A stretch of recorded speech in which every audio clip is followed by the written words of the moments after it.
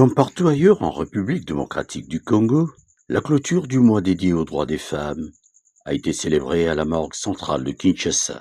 Une cérémonie organisée par le comité directeur de la MCK sous la conduite de son directeur, Théodore Mukendi-Chef. Dans un environnement aussi particulier que celui d'une morgue, où la douleur des familles côtoie le quotidien du personnel, cette célébration a pris une dimension toute particulière. Ici, la compassion, la résilience et le sens du devoir sont des valeurs vécues au quotidien. Les thèmes retenus pour l'année 2026, droits garantis, autonomisation pour toutes les femmes et filles de la République démocratique du Congo, que les droits des femmes ne doivent pas rester théoriques. Ils doivent être effectifs, visibles et appliqués dans la vie quotidienne.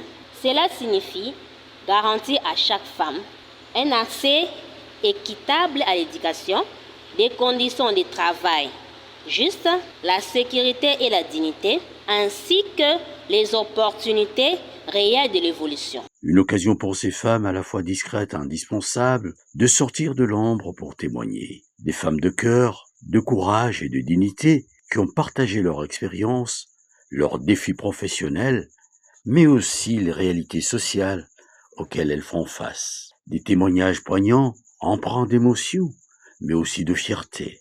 Point culminant de la cérémonie, la remise d'un certificat de mérite à l'une de ces travailleuses en reconnaissance de son engagement et de son dévouement. Un geste symbolique mais fort pour valoriser le travail souvent méconnu de ces femmes. C'est d'abord une satisfaction pour cet événement qui est une grande première qui y est organisée pour la toute première fois, qui entre dans les annales de la morgue centrale de Kinshasa.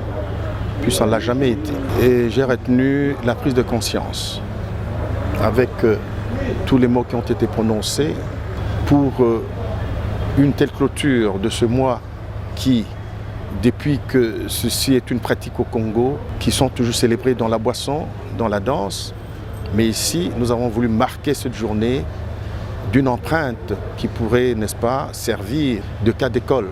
C'est ainsi que nous avons voulu faire ce geste, si bien que modeste, mais très significatif à l'égard d'une d'elles.